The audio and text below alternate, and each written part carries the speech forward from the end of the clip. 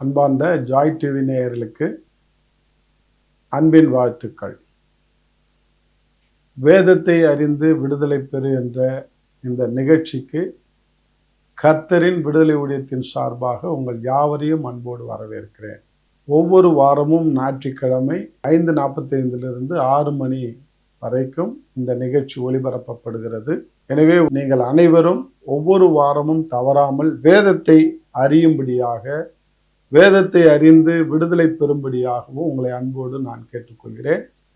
நீங்கள் விடுதலை பெறுவதோடு மட்டுமல்ல, மற்றவர்களுக்கும், உங்கள் நண்பர்களுக்கும், உங்கள் குடும்பத்தினருக்கும், உங்கள் அயலாகத்தாருக்கும் இதை அறிமுகம் செய்து இந்த ஊழியத்தை நீங்கள் ஜெபத்தினாலே தாங்கும்படியாகவும், அறிமுகம் செய்து அவர்களும் பார்த்து விடுதலை பெறும்படியாகவும் நீங்கள் ஏதுவாக இருக்க வேண்டும் என்று உங்களை அன்போடு கேட்டுக்கொள்கிறேன். அன்பாலே, எங்களுடைய யூடியூப் சேனல் LPH பன்ருட்டி, அந்த சேனலிலே எங்களுடைய செய்திகள், அநேக செய்திகள் இருக்கிறது. அதையும் நீங்கள் பார்த்து எங்கள் சேனலையும் சப்ஸ்கிரைப் பண்ணி எங்களுக்கு உங்கள் ஆதரவை தர வேண்டுமாய் நான் வேண்டிக் கொள்கிறேன். இன்றைய நாளிலும் நாம் மத்தேயு 11ஆம் அதிகாரத்தை நாம் தியானித்து வருகிறோம். மத்தேயு 11ஆம் அதிகாரத்தில் அநேக சத்தியங்கள் இருந்த போதிலும் கடந்த வாரம் 11:11 நாம் தியானித்தோம்.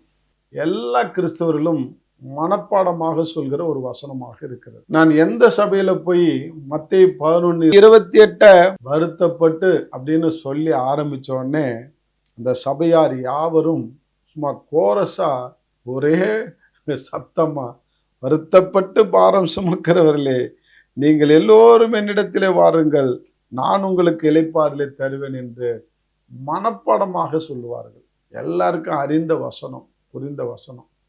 அடுத்த கேள்வி கேட்பேன், சபை மக்களே, வருத்தப்பட்டு பாரம் சுமந்து ஆண்டுகிட்ட வந்தீங்க, இளைப்பாறுதல் கிடைச்சுதான்னாக்கா எல்லாம் மொய்ப்பாங்க வாயப்போத்துக்கு.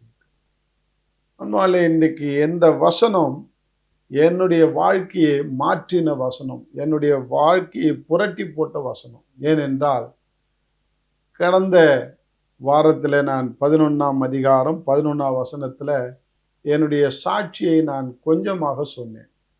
5 லட்ச ரூபாய் கடன் பிரச்சனையில் நான் என் மனைவி பிள்ளைகளை கொலை செய்ய போகும்போது இந்த மெய் தெய்வமாகிய இயேசு கிறிஸ்து என்னோடு பேசினார், என் வாழ்க்கையை மாற்றினார் என்று ஒரு அறிமுகம் செய்தேன்.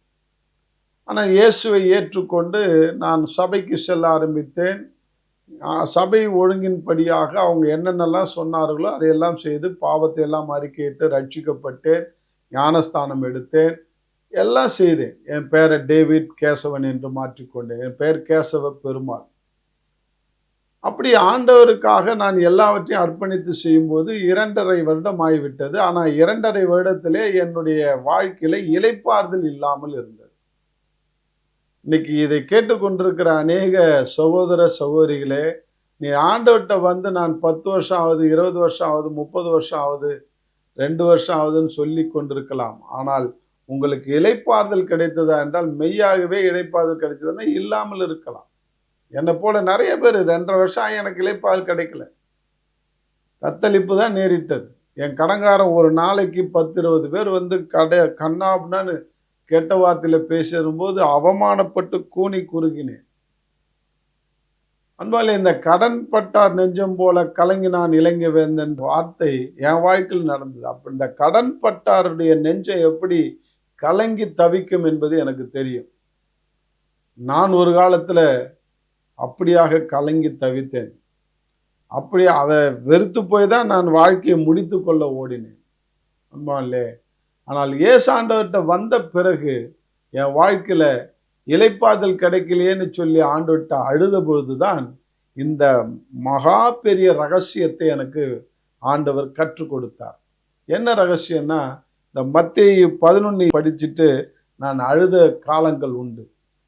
நான் வருத்தப்பட்டு தான் உங்கள்கிட்ட வந்தேன், 5 லட்ச ரூபாய் பாரத்தை சுமந்துக்கிட்டு தான் உங்கள்கிட்ட வந்தேன். ஆனால் எனக்கு ஏன் இன்னும் இளைப்பாறுதல் இல்லை? ஏன் என் கடன் அடையலை ஆண்டவரே? என் கடன் ஏன் பிரச்சனை முடிவுக்கு வரவில்லை? எனக்கு ஏன் இதை அடைக்கிறதுக்கு சோர்ஸ் தரமாட்டீங்க? ஒரு அற்புத அடையாளம் என் வாழ்க்கையில ஏன் செய்ய மாட்டீங்கன்னு சொல்லி அழுது புலம்பின காலங்கள் உண்டு. அன்பாலே, அழுது புலம்பிக் கொண்டிருக்கும் போதுதான் ஆண்டவர் என்னோடு இடைப்பட்டார். மகனே, கீழே உள்ள வசனத்தை படி, கீழே உள்ள வசனத்தை படி. மத்தேயு 11:28 மனப்பாடமா அறிந்து வைத்திருக்கிற கிறிஸ்தவர்கள் இன்றைக்கு 29வது வசனத்தை அறியாமலே போய்கிறோம். எனக்கு ஆண்டவர் அழகா கற்றுக் கொடுத்தார், ஆவிக்குரிய கண்ணை திறந்தார். 29 படி மகனே, 30 படி மகனே என்றார். நான் படித்தேன். நான் சாந்தமும் மனத்தாழ்மையுமாய் இருக்கிறேன், என் நுகத்தை உங்கள் மேல் ஏற்றுக்கொண்டு என்னிடத்திலே கற்றுக்கொள்ளுங்கள், அப்பொழுது உங்கள் ஆத்துமாக்கு இளைப்பாறுதல் கிடைக்கும். எனக்கு ஒரு ரகசியத்தை கற்றுக் கொடுத்தார். அப்பொழுது என்று உன்னுடைய பைபிள்ல எங்கெங்கெல்லாம் வருதோ அங்க ஒரு பேனா எடுத்து ஒரு கட்டம் போட்டு எப்பொழுதுன்னு கேளு அப்படின்னார். இதை நான் கேட்க ஆரம்பித்தேன். அப்பொழுது எனக்கு இளைப்பாறுதல் கிடைக்கும். எப்பொழுது கிடைக்கும்? உங்ககிட்ட வந்து 2.5 வருஷம் ஆகி எனக்கு இளைப்பாறுதல் கிடைக்கல. ஆனா இங்க 29வது வசனத்துல அப்பொழுது இளைப்பாறுதல் கிடைக்கும் என்று சொல்லுறீங்களே, எப்பொழுது கிடைக்கும் என்று நான் கேள்வி கேட்கும்போது, நன்றாக படி அந்த 29வது வசனத்தை என்று ஆண்டவர் அழகா சொன்னார். அப்ப நன்றாக படித்தேன். நான் சாந்தமும் மனத்தாழ்மையுமாய் இருக்கிறேன், என் நுகத்தை உங்கள் மேல் ஏற்றுக்கொண்டு என்னிடத்திலே கற்றுக்கொள்ளுங்கள், அப்பொழுது. அப்பதான் நான் புரிஞ்சுக்கிட்டேன், 2 காரியத்தை அங்கு சொல்றார். என்ன காரியம்னா, ஒன்னு கற்றுக்கொள், இன்னொன்னு ஏற்றுக்கொள். 2 காரியம். எதை கற்றுக்கொள்ள வேண்டும், எதை ஏற்றுக்கொள்ள வேண்டும் என்று கொஞ்சம் ஊடாரி அதை பார்த்தோம் என்றால், அவருடைய குணாதிசயமாகிய சாந்தத்தையும் மனத்தாழ்மையும் நாம் கற்றுக்கொள்ள வேண்டும். என்னை பார்த்து ஆண்டவர் கேட்டார், நான் சாந்தமும் மனத்தாழ்மையுமாய் இருக்கிறேன், என்னிடத்தில் என்னுடைய குணாதிசயத்தை கற்றுக்கொண்டாயா என்று கேட்டார். அப்பதான் நான் இல்ல ஆண்டவரே என்று நான் ஒற்றுக்கொண்டேன். 2.5 வருஷம் ஆயிடுச்சு, எனக்கு இளைப்பாறுதல் கிடைக்கலன்னு சொல்லி நீ அழுவுறிய, கூப்பாடு போடுறிய. 2.5 வருஷம் ஆயும் என்னுடைய சாந்தத்தையும் மனத்தாழ்மையும் கற்றுக்கொண்டாயா? நீ கற்றுக்கொள்ளக்கூடியதை கற்றுக்கொள், அப்போது உனக்கு இளைப்பாறுதல் கிடைக்கும். அப்பதான் நான் சரண்டரான, ஆண்டவரே 2 கையும் தூக்கி, ஆண்டவரே என்னை மன்னிச்சிடுங்க, நான் இன்னைய வரைக்கும் 2.5 வருஷம் ஆகியும் உன்னுடைய சாந்தத்தையும் மனத்தாழ்மையும் நான் கற்றுக்கொள்ளவில்லை. இன்றைக்கும் எரிச்சல் வருகிறது, கோபம் வருகிறது. கடன்காரன் ஏதாவது வந்து சொல்லிட்டாக்கா உடனே ஆத்திரப்படுகிறேன், அவன்கிட்ட சண்டைக்கு போறேன். கடன் வாங்கினவன் கடன் கொடுத்தவனுக்கு அடிமை என்று வேதம் சொல்கிறது. அதன்படி நான் அடிமை போல காணப்படாமல் அவன்கிட்ட ஆத்திரப்பட்டு நான் சீறுகிறேன் என்பதை நான் ஒற்றுக்கொண்டு ஆண்டவரிடத்திலே மன்னிப்பு கேட்டேன். ஆண்டவரே என்னை மன்னித்து விடுங்கள், உம்முடைய சாந்தத்தையும் மனத்தாழ்மையும் இன்றையிலிருந்து நான் கற்றுக்கொள்கிறேன் என்று சொல்லி ஒப்பு கொடுத்தேன் அன்பானே. அடுத்தது சொல்றார், என் நுகத்தை ஏற்றுக்கொள்ளுன்னு சொல்றீங்களே, உன்னுடைய நுகம் என்றால் என்ன ஆண்டவரேன்னு கேட்டேன். நுகம் என்ன அர்த்தம் என்று கேட்டார். அன்பானே, நுகத்துக்கு அர்த்தம் தெரியாத இன்னைக்கு எத்தனையோ பேர் வாழ்கிறோம். நுகம் என்றால் பாரம். மாட்டுக்கு மேல நுகத்தடி வைப்பாங்களே, அது பேர் பாரம். அந்த வண்டி பாரத்தை சுமக்கிறதுனால அது நுகத்தடின்னு சொல்லுவாங்க. நுகம் என்றால் பாரம். உன்னுடைய பாரம் என்னன்னா, நம்முடைய கஷ்டங்கள், நம்முடைய பிரச்சனைகள், வியாதிகள் எல்லாம் நம்முடைய பாரம். இப்ப ஏசாண்டவருக்கு என்ன பாரம்? அவர் சொல்றார், என்னுடைய நுகத்தை உங்கள் மேல் ஏற்றுக்கொண்டுன்னு சொல்றாரு. அப்ப அவருடைய நுகமாகிய பாரத்தை என் மேல ஏற்றுக்கொள்ளணுமா? அப்பதான் நான் கேட்டேன், ஆண்டவரே உங்களுக்கு என்ன பாரம் ஆண்டவரே? நீ என்ன கடன் பிரச்சனையில இருக்கிறீங்களா, சாப்பாட்டுக்கு வழியில் இருக்கிறீங்களா, வியாதி தொல்லையில் இருக்கிறீங்களா, உங்களுக்கு என்ன கஷ்டம் ஆண்டவரே? உங்களுக்கு என்ன பாரம்னா அதை நீனே சொல்லுனாரு. எனக்கு தெரியல ஆண்டவர் என்ன. அப்பதான் ஆண்டவர் சொன்னாரு, என்னை அறியாமல் அழிந்து கொண்டிருக்கிற ஆத்துமாக்கள் பேரிலே நான் பாரம் கொண்டிருக்கிறேன். இயேசுவை அறியாம, இந்த வார்த்தையை தெரியாம இன்னைக்கு எத்தனை பேர் இன்னைக்கு வாழ்ந்து அழிந்து கொண்டிருக்கிறார்கள், நரகத்துக்கு போய் கொண்டிருக்கிறார்கள். அவர்களை குறித்த பாரம் தான் என்னுடைய பாரம் என்று சொன்னார். அப்போ ஓம் பாரத்தை நான் வாங்கிக்கணும், என் பாரத்தை உங்ககிட்ட கொடுக்கணுமான்னு சொன்னேன். ஆமான்னார். இது எனக்கு 30வது வசனத்தை படினார்.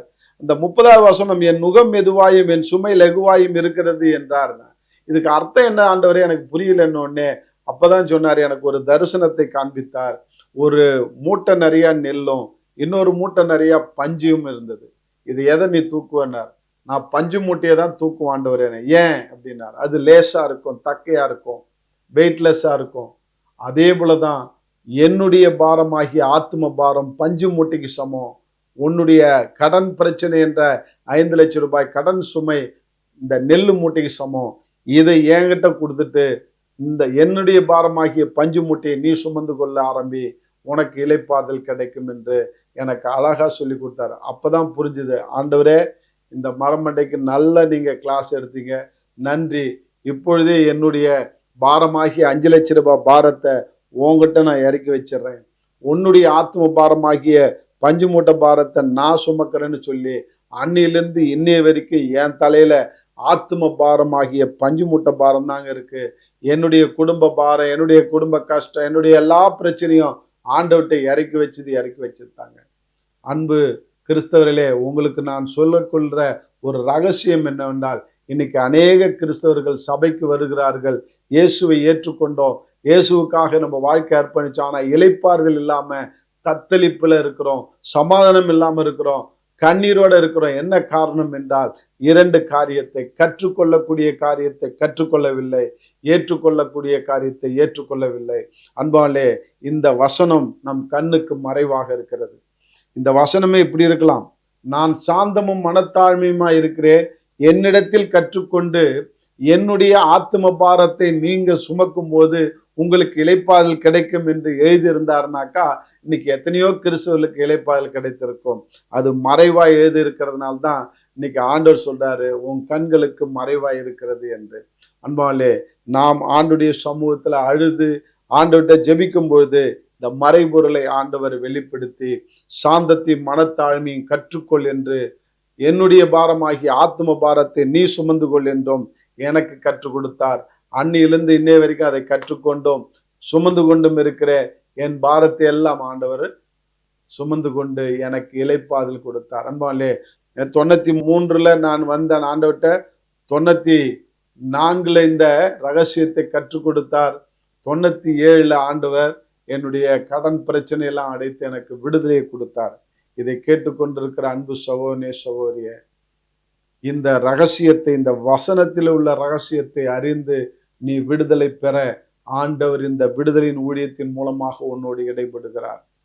ஆனால் தான் சொல்றாரு, வேதத்தை அறியுங்கள், விடுதலை பெற இந்த நிகழ்ச்சியை நான் உங்களுக்கு அளித்து கொண்டிருக்கிறோம். அன்பாலே, இந்த சத்தியத்தை அறியும் பொழுது சத்தியம் நம்மை விடுதலையாக்கும். நான் அறிந்தேன், என்னை விடுதலையாக்கியது. அன்பாலே, வேதத்தை அறிந்து விடுதலை பெற்ற நான் உங்களுக்கு சாட்சியா இருப்பது போல நீங்களும் வேதத்தை அறிந்து விடுதலை பெற்று அநேகருக்கு சாட்சியாயிருங்கள். இந்த நிகழ்ச்சி அநேகருக்கு அறிமுகப்படுத்துங்கள். கர்த்தர் உங்களை ஆசீர்வதிப்பாராக. அன்பாலே, இன்றைக்கு இந்த சாந்தமும் மனத்தாழ்மையுமாய் இருக்கிறேன், என் நுகத்தை உங்கள் மேல் ஏற்றுக்கொண்டு என்னிடத்திலே கற்றுக்கொள்ளுங்கள்னு சொன்ன இந்த வசனத்தினுடைய ஆழமான சத்தியத்தை நீங்கள் அறிந்து கொண்டீர்கள்.